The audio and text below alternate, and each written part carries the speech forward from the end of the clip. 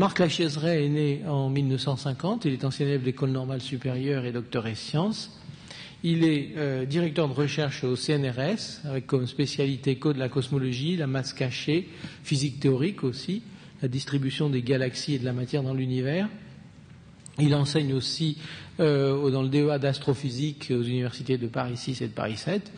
Il est connu outre ses activités, je dirais, de chercheur, par de nombreuses publications d'ouvrages plus accessibles au public. Je cite quelques-uns, un certain nombre, puisque vous nous demandez souvent quelles sont les publications de nos conférenciers. Connaissance du cosmos, en 87, chez Albin Michel.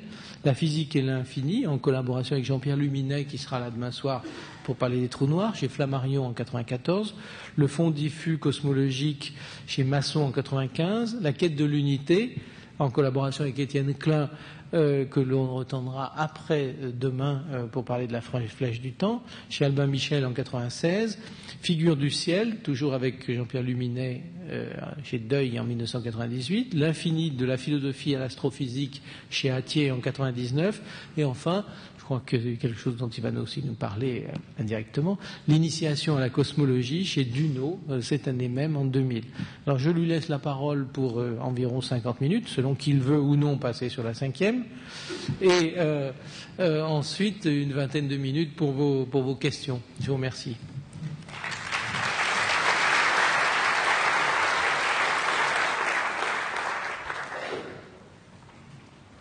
Merci.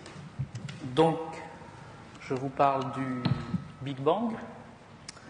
Le Big Bang qui est un modèle cosmologique. Bien sûr, la cosmologie n'est pas du tout nouvelle, dans la mesure où je crois qu'aussi loin qu'on puisse remonter dans l'Antiquité, on sait que tout le monde s'est intéressé au ciel, au cosmos ou à l'univers selon la manière dont il était dénommé, et au rapport qu'on avait avec cet univers. Et je dirais la cosmologie, c'est cet intérêt que l'on marque à l'univers, je dirais, dans son ensemble, et bien entendu, par conséquence, à la place que l'on y occupe. Ce qui est nouveau, c'est que la cosmologie soit devenue une science, et la science elle-même, ou du moins la science moderne, je crois qu'on peut faire remonter son origine à peu près à 3 siècles. Souvent, on l'a fait démarrer de l'époque de Newton, et la cosmologie scientifique, je crois qu'on peut la faire démarrer de la même époque, et je dirai tout à l'heure pourquoi. Et ce qu'il y a de nouveau à notre siècle, au XXe siècle, c'est que cette cosmologie est devenue relativiste, et je vous expliquerai ce que ça veut dire. Et cette cosmologie relativiste, eh bien, je vous montrerai comment elle aboutit à ces modèles, cette classe de modèles qu'on appelle les modèles de Big Bang. Le Big Bang, ça n'est pas en fait un modèle unique, c'est-à-dire ça n'est pas une description absolument déterminée de l'univers et de son évolution, mais c'est un ensemble de descriptions possibles qui obéissent à certaines caractéristiques communes, que bien sûr je vous exposerai, mais qui ont entre elles quelques petites différences.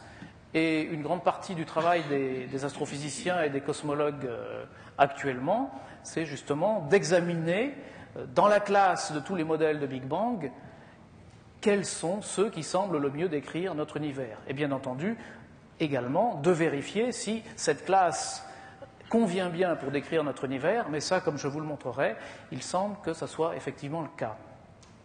Alors, avant d'aborder ces modèles eux-mêmes, je crois que le meilleur moyen pour approcher les idées qui sont en cause, c'est de faire une petite introduction historique, très rapide, et qui commence à l'Antiquité. Et en fait, toute notre civilisation, comme vous savez, elle est héritée, toutes nos idées, tous nos concepts, toutes les questions d'ailleurs qui nous préoccupent sont héritées en grande partie des Grecs. Et je crois que toutes les questions qui sont traitées en liaison avec cette discipline actuelle qu'est la science, et la physique en particulier, ont déjà été traitées, bien que d'une manière très différente par les Grecs, et il est intéressant de comparer nos conceptions à celles de cette antiquité grecque. Et je crois que beaucoup de choses nous en distinguent, à savoir en premier lieu que le concept d'univers tel qu'on le conçoit aujourd'hui, et je dirais dans quel sens, n'existait pas vraiment.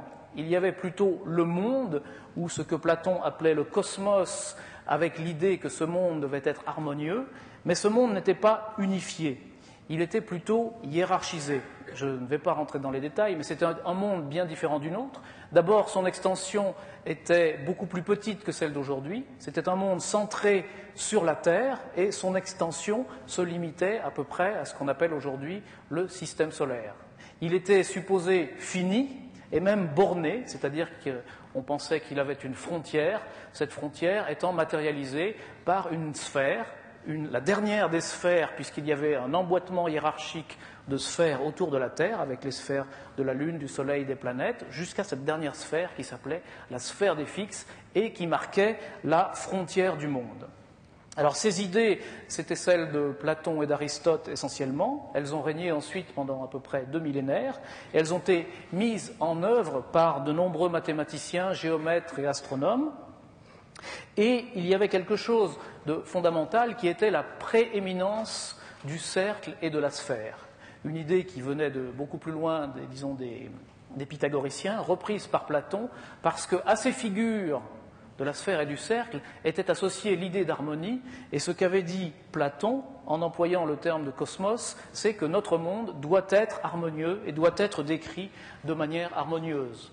D'où le dogme qui a tenu 2000 ans jusqu'à peu près à Copernic et Kepler, que les mouvements célestes devaient toujours être décrits par des combinaisons de sphères et de cercles.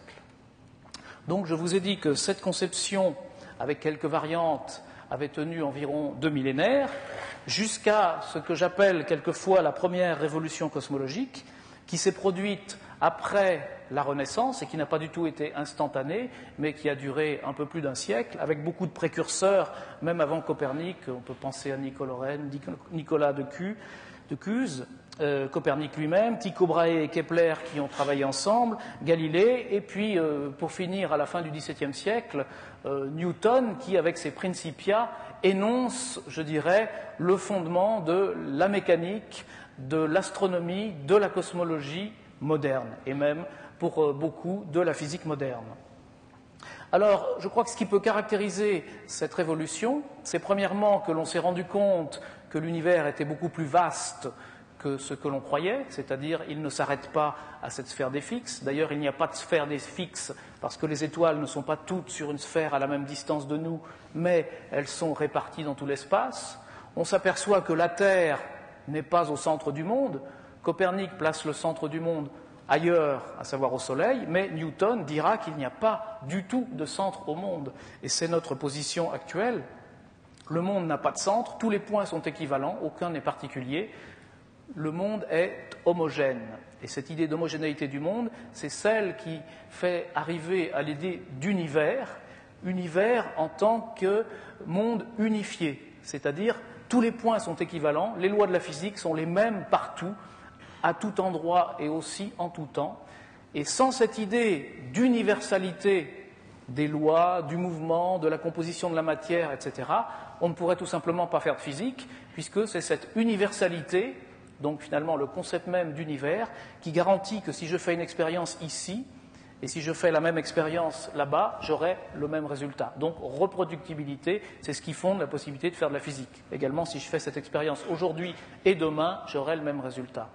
Donc cette idée d'univers, il faut bien se rendre compte, je n'ai pas le temps de détailler, mais elle est entièrement nouvelle, elle est introduite par évidemment tous ces protagonistes, et elle heurte profondément les conceptions aristotéliciennes. Donc il y a en fait beaucoup d'idées nouvelles à cette époque, que la Terre n'est pas au centre du monde, mais que c'est le Soleil, puis qu'il n'y a pas de centre, que l'espace n'est pas fini, mais qu'il est infini, que les mouvements des planètes ne sont pas des cercles, des combinaisons de cercles, mais des ellipses, dues à Kepler, que l'univers n'est pas fait de 4 éléments qui sont la Terre, l'eau, l'air et le feu, mais qu'il est fait de petites